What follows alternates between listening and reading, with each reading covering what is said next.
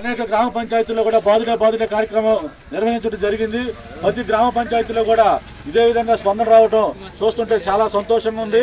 రాబోయే రోజుల్లో తెలుగుదేశం పార్టీ అధికారంలోకి రావడం తథ్యమని చెప్పి ఈ బాదుడే కార్యక్రమంలో మనందరికి కూడా తెలుస్తా ఉంది. కాబట్టి ప్రతి ఒక్క తెలుగుదేశం పార్టీ కార్యకర్త కూడా కష్టపడి పనిచేసి రాబోయే ఎన్నికల్లో మన నాయకులైనటువంటి సోమిరెడ్డి చంద్రమోహన్ రెడ్డి గారిని మనం అత్యధిక ఓట్లతో కూడా గెలిపించుకొని తీరాలని చెప్పి దీనికోసం ప్రతి ఒక్క కార్యకర్త కూడా కంకణ బద్దుడై ఉండాలని చెప్పి ఈ సందర్భంగా తెలియజేసుకుంటూ ఇప్పుడు మీ ఎకరా భూసార పరీక్షలు చేశాం.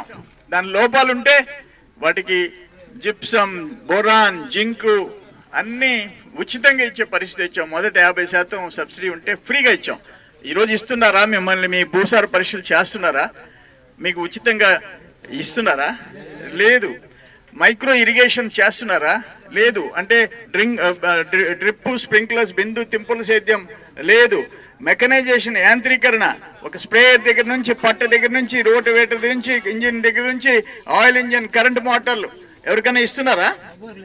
ఏమి లేదు. అంత వ్యవసాయ శాఖ మూతేసేసినారు. మూతేసిన దానికి ఎన్ని మంత్రిని చేసినారు. సరే, ఏదేమైనా చూస్తాం. మేము ఒకటే అనుకుంటున్నాం, జిల్లాలో ఎంత పెద్ద నష్టం వచ్చిన తర్వాత ఇంకా చూస్తూ ఊరుకునే సమయం కాదు అని చెప్పేసి రైతుల తరఫున పోరాడడానికి మనం సిద్ధపడాల్సిన అవసరం ఉందని చెప్పేసి మీ అందరికి నేను మనవి చేస్తుండా. నేను మంత్రి అయిన తర్వాత పాపం మీ అందరికీ తెలుసు,